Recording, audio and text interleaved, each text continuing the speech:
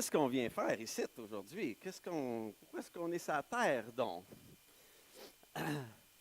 Ma mère, quand j'étais jeune, avait un petit catéchisme à la maison. Il y en a-tu qui ont encore ça, un petit catéchisme gris? Là? Hey, c'est beau ça. Et une des premières questions, c'était quel est le premier objectif de l'être humain sur la terre? Et c'était, on est ici pour connaître, aimer et servir Dieu. Ma mère répond déjà. On est sur la terre pour connaître Dieu, ce roi majestueux qu'on vient de chanter, pour l'aimer, pour le servir. Nous sommes, en tant qu'êtres humains, des créatures créées qui sont à l'image de Dieu, à l'image de son Créateur. Puis l'objectif de tout ça, c'est qu'on puisse communier avec lui. C'est qu'on puisse jouir de sa présence. C'est qu'on puisse prendre plaisir en Dieu. John Piper, si vous connaissez un peu cet écrivain-là, c'est sa phrase clé. Prendre plaisir en Dieu, et on est là pour célébrer sa gloire. Ça, c'est pourquoi on est ici. C'est pour ça qu'on est ici ce matin. On veut célébrer Dieu. On va apprendre à le connaître. On va apprendre à être équipé pour mieux le servir. Le problème, c'est que dès le jardin d'Éden, nos premiers parents ont connu bien qu'ils étaient tellement près de Dieu. Dieu marchait avec eux dans le jardin. Ils étaient si près. Mais dès le jardin, eux qui étaient si près de Dieu, ont été séparés. La séparation, ils ont été séparés de cette communion intime avec Dieu. Le péché qu'ils ont choisi de prendre est venu briser leur relation de l'homme envers son Créateur. Et ainsi, des hommes entre eux, les hommes, les humains entre eux. Le péché est venu briser cette relation-là.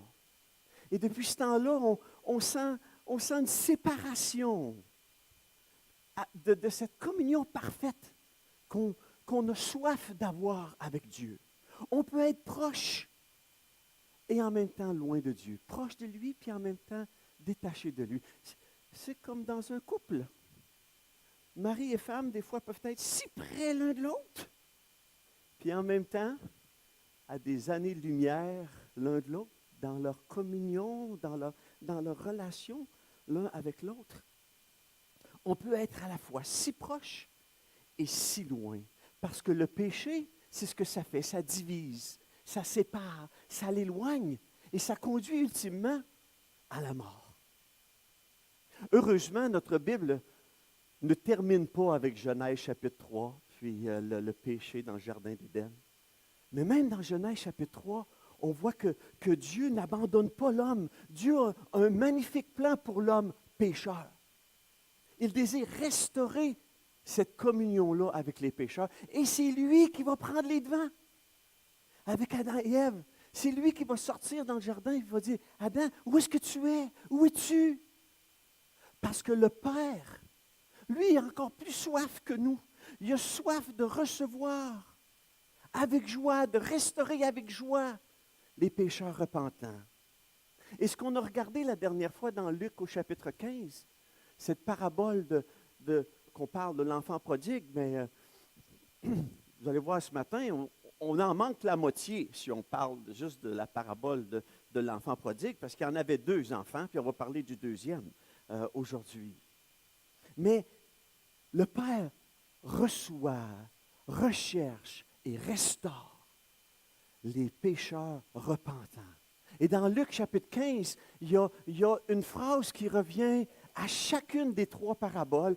Il y a de la joie dans le ciel pour un pécheur qui se repent. Parce que la communion est rétablie. Et dans notre parabole là, qu'on a vue le mois dernier, là, dans Luc 15, la parabole du fils prodigue, on a vu cette repentance et cette restauration du fils qui était à la fois éloigné et à la fois perdu. On a vu à ce moment-là comment le Père qui est à l'image de notre Père céleste avait été respectueux du choix de son fils rebelle. Il avait été accueillant, Il avait été gracieux envers son fils perdu. Il lui avait manifesté toute sa bonté, toute sa sagesse, sa patience, sa compassion, sa protection, son pardon. Mais son cœur était particulièrement heureux de retrouver son fils perdu dans le but de restaurer une pleine communion avec lui. Si on avait commencé à lire le contexte de cette parabole du fils prodigue, ça commence dans les 2 premiers versets du chapitre 15. C'est ça qui a initié le fait que Jésus a parlé des paraboles. Et ça a commencé en disant, les collecteurs d'impôts et les pécheurs s'approchaient de Jésus pour l'écouter. Mais les pharisiens et les spécialistes de la loi murmuraient, disant, « Cet homme accueille des pécheurs et mange avec eux. » Il y avait 2 groupes de personnes dans ça. Et la parabole du fils prodigue va toucher ces 2 groupes de personnes. Premièrement, les collecteurs d'impôts et les pécheurs qui étaient attirés par Jésus, puis Jésus allait vers eux. Et il y avait aussi les scribes et les pharisiens qui, eux, n'aimaient pas ça. Ils n'aimaient pas ça, voir Jésus se mélanger avec les pécheurs puis les accueillir, même aller jusqu'à manger avec eux autres. C'était-tu terrible un peu? Jésus qui allait manger avec des gens de mauvaise réputation, des pécheurs connus. Alors Jésus a commencé avec 2 paraboles. La parabole de la brebis perdue, pour dire, regarde, Dieu se met en peine pour les perdus. Il est prêt à laisser les 99 qui se pensent justes, puis il va être prêt à courir après la seule qui est perdue. Il ne dit pas une de perdue de trouver, là. Il dit, hé, elle est perdue!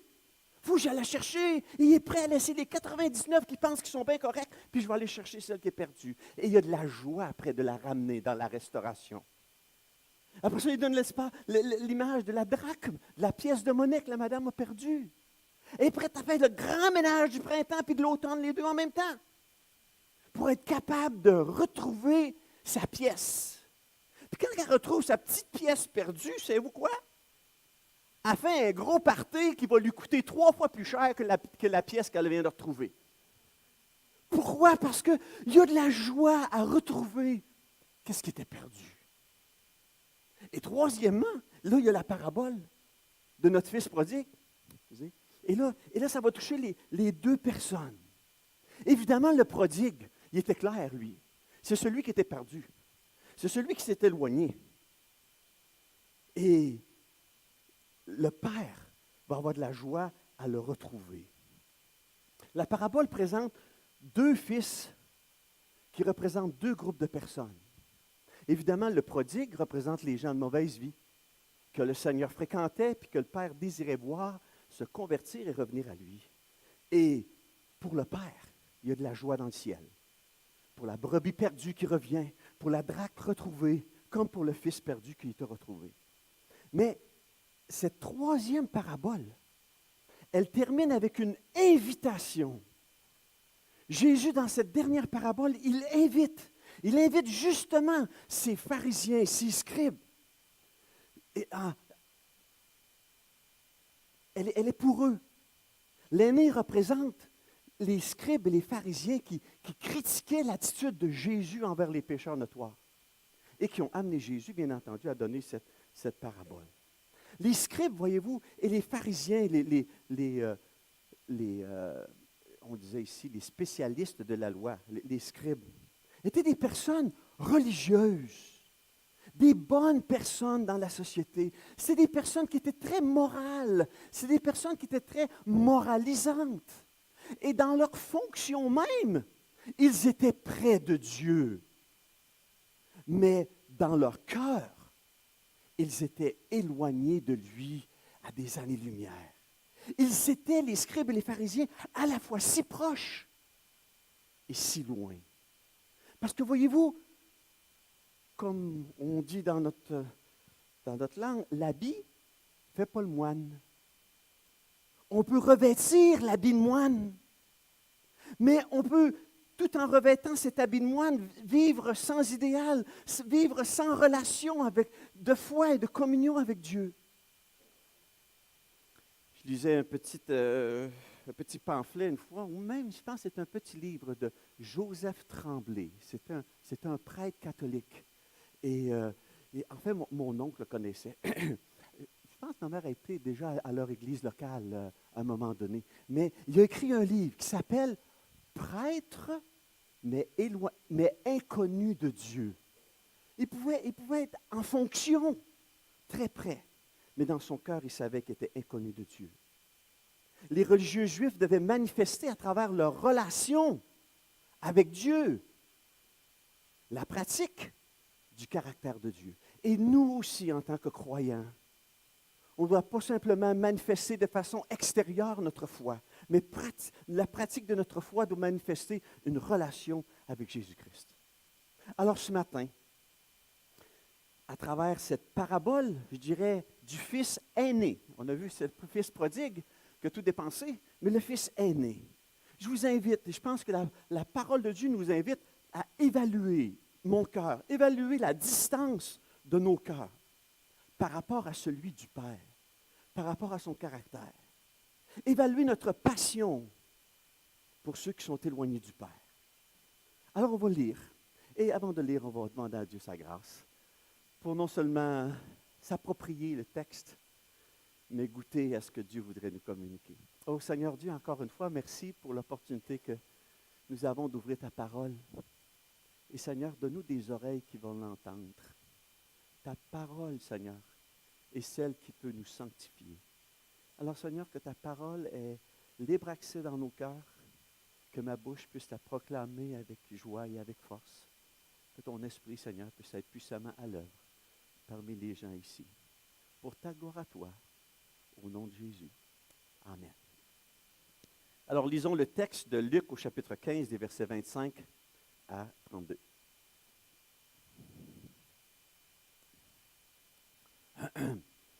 Or, le fils aîné était dans les champs. Lorsqu'il revint et approcha de la maison, il entendit la musique et les danses. Il appela un de ses serviteurs et lui demandait ce qui se passait. Le serviteur lui dit, « Ton frère est de retour, et ton père a tué le veau engraissé parce qu'il l'a retrouvé en bonne santé. » Le fils aîné se mit en colère et il ne voulait pas entrer. Son père sortit le supplier d'entrer. Mais il répondit à son père, « Voilà tant d'années que je suis à ton service sans jamais désobéir à tes ordres et jamais tu ne m'as donné un chevreau pour que je fasse la fête avec mes amis. Mais quand ton fils est arrivé, celui qui a mangé tes biens avec des prostituées, pour lui, tu as tué le veau engraissé. » « Mon enfant, lui dit le père, tu es toujours avec moi, et tout ce que j'ai est à toi. Mais il fallait bien faire la fête et nous réjouir, parce que ton frère, que voici, était mort, et il est revenu à la vie. Il était perdu, et il est retrouvé. » Oh, quel beau passage. Ce matin, je vous invite à évaluer nos cœurs. Je vous invite et je m'invite à évaluer mon cœur, nos cœurs, vos cœurs, avec le cœur du Père. Le comparer dans nos attitudes. Évaluer nos cœurs. Et prier dans notre cœur qu'on ait un cœur qui ressemble au sien, qui ressemble au Seigneur, à travers la parabole du Fils aîné. La première attitude que j'ai besoin d'évaluer dans mon cœur, l'indifférence ou la compassion. Un cœur près de Dieu va manifester de la compassion pour les perdus, plutôt que l'indifférence. Et dans le texte, plutôt que l'indifférence de l'aîné pour son frère pécheur, notre Père du ciel recherche que nous manifestions la compassion envers les pécheurs. Et en réalité, que nous partions à leur recherche pour les ramener au Père. Alors, je vais me poser la question, dans quelle direction est-ce que mon cœur marche? Est-ce qu'il marche pour être indifférent de ceux qui ne connaissent pas Dieu, de ceux qui s'égarent? Ou est-ce que mon cœur est constamment attiré vers ceux qui ont besoin de communier avec Dieu, d'être en relation avec Dieu? Et quand on regarde le fils aîné, on n'y voit que de l'indifférence. Oh, le fils aîné, comme vous avez vu, il est très moral, il est très responsable. Lui, il est resté à la maison pendant que le plus jeune est parti dépenser toutes ses affaires. Il était responsable. Il a conservé une bonne réputation dans le village. Je restais avec toi, papa, puis je n'ai pas désobéi à tes ordres. Il est en fait tout près du Père. Mais est-ce que le fils aîné est en bonne relation avec le Père? Le texte nous montre qu'on en doute beaucoup. Il est tout près du Père, mais n'est pas en bonne relation avec lui. Et le jour du retour de son frère, le frère était à sa job, il était au travail, il était responsable, il était moral, il était dans les champs en train de travailler. Mais quand il commence à revenir à la maison, le party à la maison, ça l'inquiète. Ça vous inquiète-tu, vous autres, quand vous allez en quelque part, puis qu'il y a de la joie qui se promène en quelque part, il y a de l'effervescence, ça vous attire-tu ou ça vous répugne? Il me semble que ça nous attire. Mais lui, il sent qu'il y a quelque chose il y a une arnaque là-dedans. Il sent qu'il y a quelque chose qui n'est pas correct. Il y a du fun à la maison de mon père. Alors, il part à courir, puis il rentre dans la maison, puis vas-tu bien me dire ce qui se passe? C'est ça qu'il fait? Non. Il appelle un serviteur, puis il dit, tu peux m'expliquer qu'est-ce qui se passe à la maison? Et là, le serviteur est tout content. « Hey, sais-tu quoi? Ton frère est revenu. » Puis ton père était tellement content, il a tiré le party. Il a pris le veau qu'on engraisse pour les grandes circonstances. C'est le champagne qu'on garde 25 ans pour l'ouvrir une fois de temps en temps là, pour les grandes. C'est ça qu'il a pris. Il a pris ce veau engraissé-là, puis il a fait le party avec. Hey, le frère aîné, es-tu content un peu? Il rentre dans la maison puis il se réjouit, c'est tout ça? Même pas. Il pique une crise. Il se met en colère. La joie puis la célébration d'entendre que son frère est revenu, ça ne lui fait pas plaisir. C'est la colère qui envahit son cœur à l'annonce du retour du fils prodigue. Et il refuse de se joindre à la fête. Il n'entre pas pour montrer sa désapprobation. Ce n'est pas correct. Pour montrer son refus de s'associer aux pécheurs. Il ne veut pas toucher aux pécheurs. Ce gars-là, il s'est sali les mains, là. Et puis, vous avez vu dans la discussion, quand il parle, est-ce qu'il dit « mon frère qui est parti » Qu'est-ce qu'il dit à son père? « Ton fils », même pas « mon frère ». Il veut se dissocier complètement du pécheur que son frère est. Il préfère bouder dehors, il préfère se priver de la relation avec son père plutôt que d'apprécier la bonté de son père, d'apprécier la compassion de son père pour les pécheurs. Il est insatisfait, il est jaloux de l'amour du père pour le prodigue, le fils aîné, et il se retire, indifférent à l'attitude de son père envers l'éloigné, le perdu. Et qu'est-ce que son père fait? Il est tellement compatissant. Il sort. Il le prie d'entrer. Le texte dans le second 21 dit, il le supplia d'entrer. On a mis l'a traduit un peu fort, mais il a prié. « Envoie donc, rentre, ton frère est là. Il faut bien se réjouir, il est revenu. » Le père est dans la joie pour le retour de son fils, mais au milieu du party dans la maison, sa joie elle est interrompue par la nouvelle que là, c'est l'aîné qui n'est pas là. C'est l'aîné qui est dehors. C'est l'aîné qui n'a aucun désir de communion, ni avec lui, ni avec son frère. Et qu'est-ce que le père fait? Tant mieux pour lui. Il reste dehors. On va avoir du fun, nous autres, sites. On va manger, on va se réjouir avec le fils aîné. C'est ça qu'il fait? Non. Il laisse le party. Il sort. Puis il va voir l'autre. C'est encore lui qui fait les premiers pas. C'est encore lui qui s'humilie pour aller voir son fils aîné. Il va personnellement à sa rencontre. Il n'envoie pas un serviteur, va lui dire qu'il manque quelque chose, qu'il devrait rentrer. Non, il va lui-même. Il sort. Il va le voir. Il le supplie d'entrer. Il le demande de se joindre à la fête. Parce que le Père aime le fils cadet de la même manière qu'il aime le fils aîné.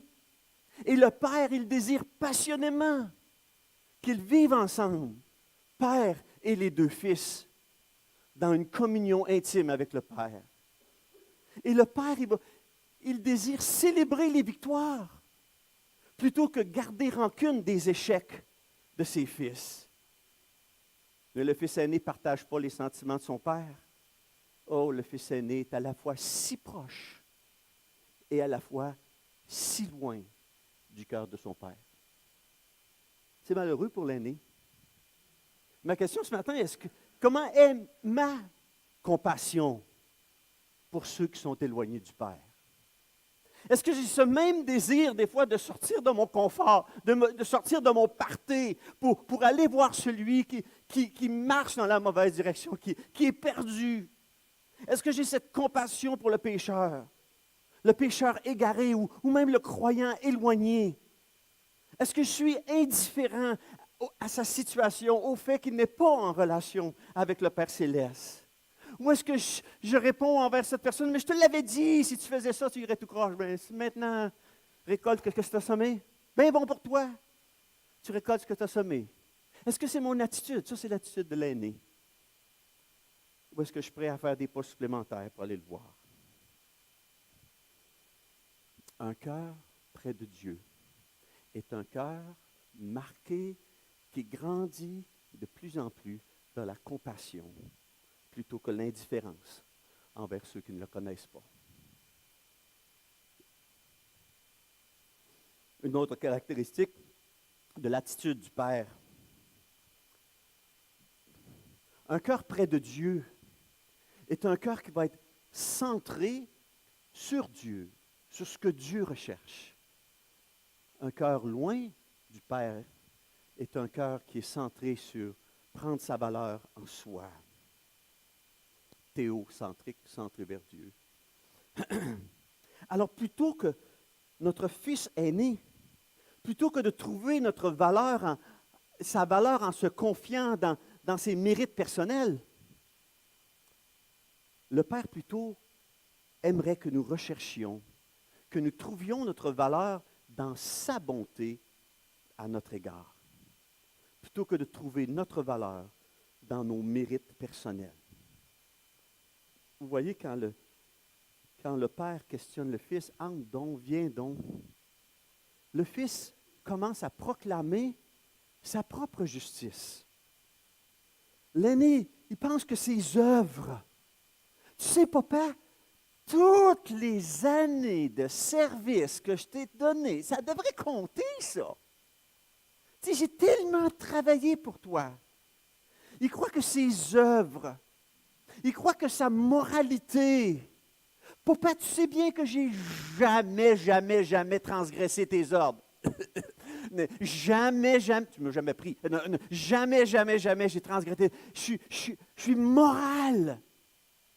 Et ça devrait compter pour toi. J'ai jamais transgressé tes ordres. J'ai toujours servi.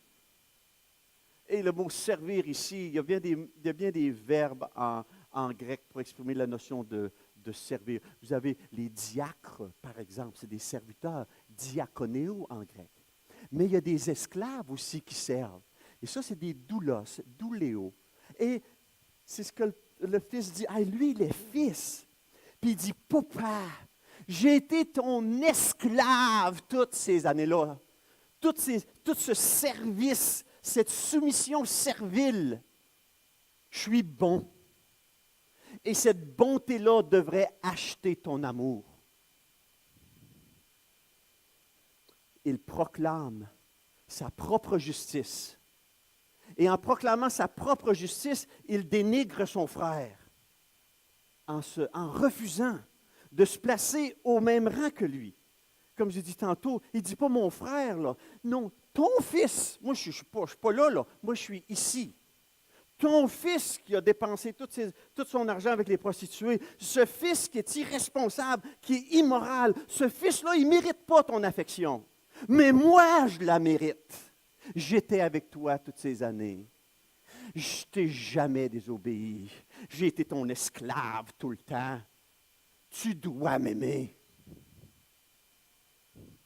Il n'y a pas plus de respect et d'amour pour son père que pour son frère cadet. Il y a du ressentiment contre son frère. Il t'a lâché.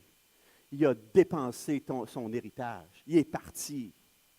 Et il y a du doute concernant l'impartialité de son père. Tu ne m'aimes pas comme mon frère. Je suis meilleur que mon frère. Tu devrais m'aimer pour ce que j'ai fait, pour ce que je vaux. Comment le Père va répondre? Il va montrer encore et encore sa bonté envers le Fils. Comment est-ce qu'il l'appelle? Mon enfant.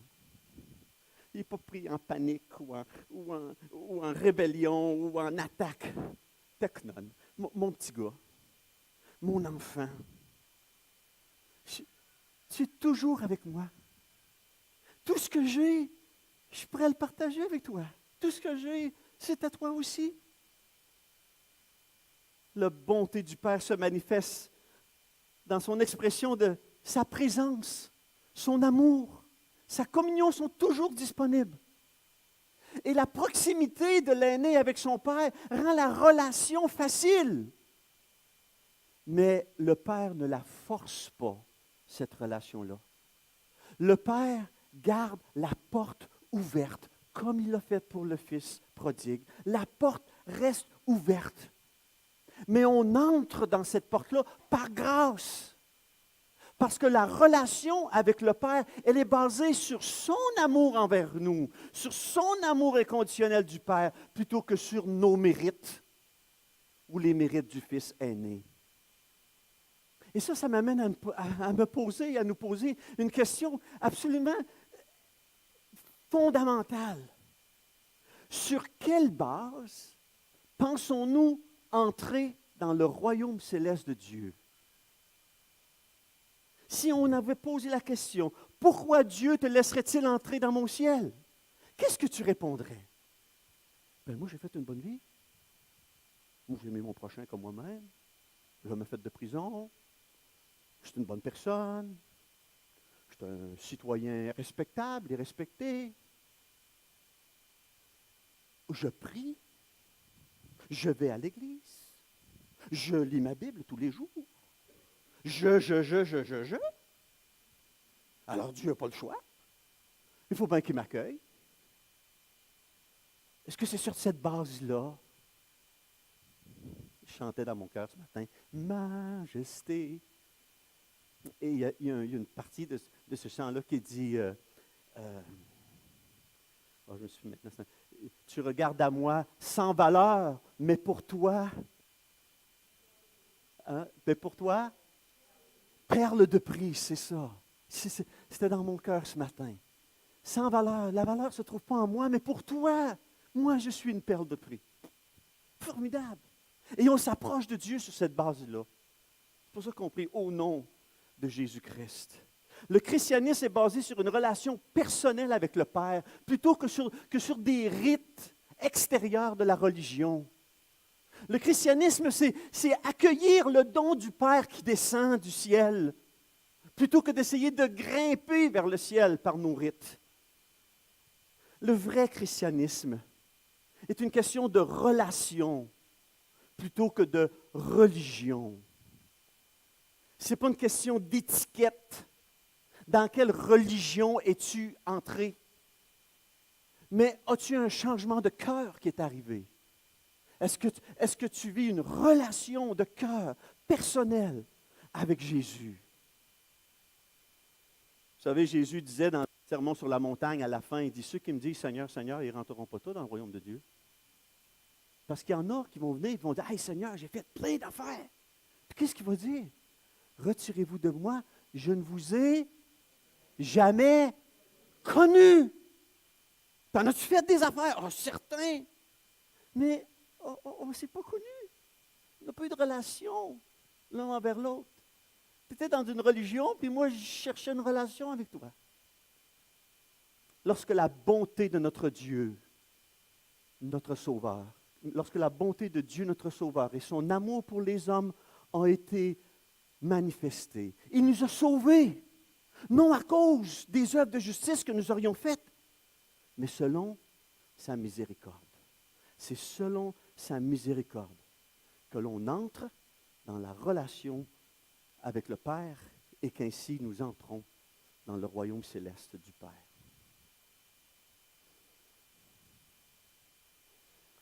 Troisième attitude que le Père recherche en nous. Est-ce que j'ai un cœur qui est ingrat ou est-ce que j'ai un cœur qui est reconnaissant?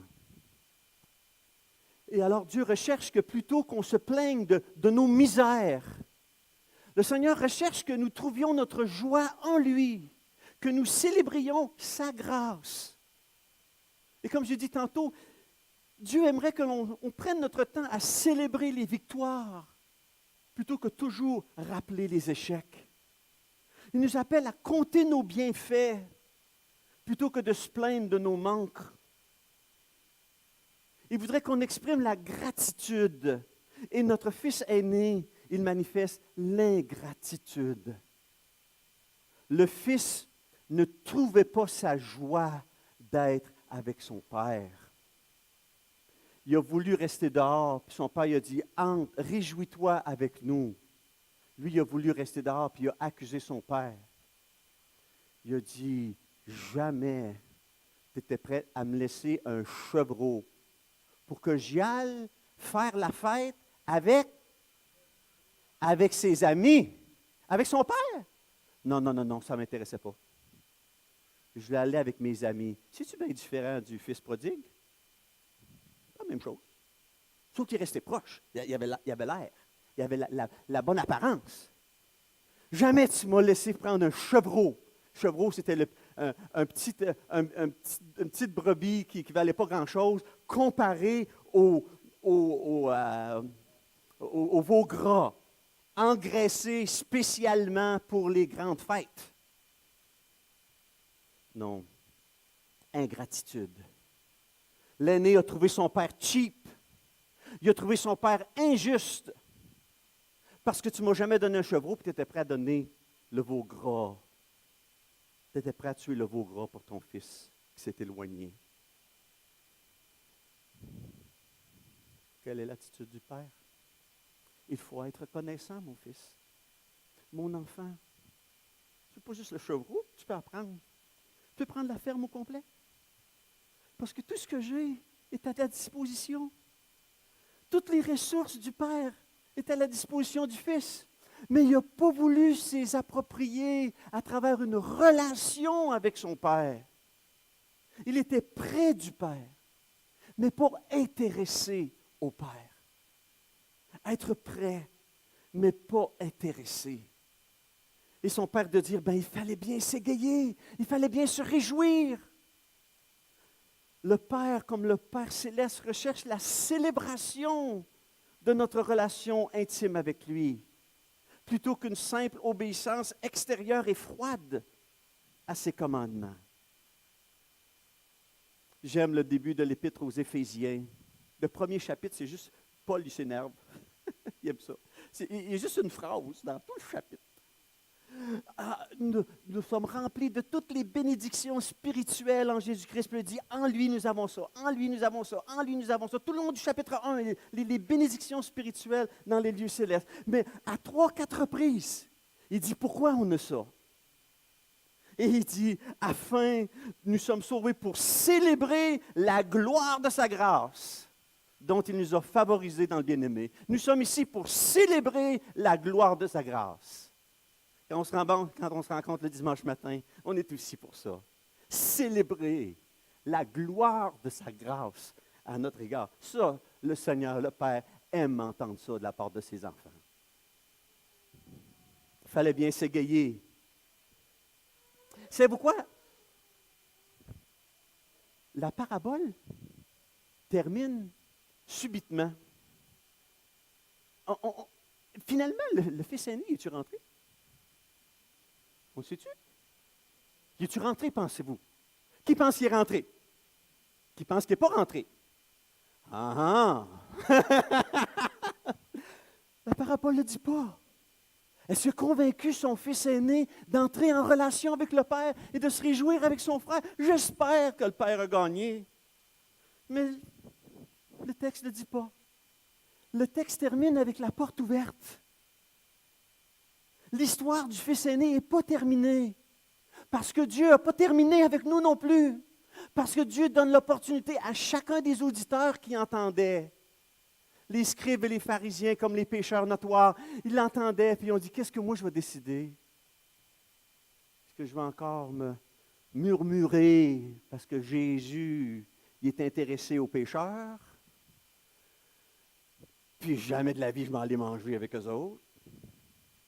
Ou est-ce que je vais être influencé par son histoire? Le Père se réjouit quand un pécheur se repent et revient en sa communion. Parce qu'elle laisse, la parabole laisse l'opportunité à chaque auditeur de répondre à l'invitation. Les scribes, les pharisiens peuvent bouder, ils peuvent demeurer à l'extérieur avec leur propre justice, mais Jésus les appelle à changer d'attitude, à développer des sentiments qui ressemblent à ceux du Père envers les pécheurs notoires ou tout autre pécheur. Les scribes, les pharisiens peuvent aussi entrer et se réjouir avec le Père. Et le Père leur offre son amour plutôt que son jugement, parce qu'il se réjouit des pécheurs repentants et leur prépare une fête. Ce matin, où est ton cœur face à celui du Seigneur? Parce que le Père, finalement, il y avait deux fils perdus. L'un était perdu loin de la maison paternelle, dans ses péchés qui étaient évidents, et l'autre était perdu tout près de la maison, dans sa propre justice. Et aujourd'hui, il y a des gens qui sont perdus sur les mêmes bases. Il y a des gens qui sont perdus, puis c'est évident qu'ils sont perdus. Ils ont pris le champ, ils n'ont pas de valeur morale, c'est évident qu'ils ne connaissent pas Dieu. Mais savez-vous, il y en a d'autres personnes qui sont perdues, mais ils n'ont pas l'air perdus. Ils ont l'apparence. Ils sont perdus tout près de la maison du Père. Et eux aussi, il faut les inviter. Parce que seul l'amour et la grâce de Dieu peut les recevoir, peut recevoir les pécheurs, peut les pardonner, peut les restaurer. Dieu appelle ce matin chaque individu à la conversion si ce n'est pas arrivé encore. Dieu nous appelle à être sauvés. Dieu appelle tout cœur égaré à trouver son chemin dans le bon berger. Et ma question ce matin, est-ce que tu le connais, ce Père céleste?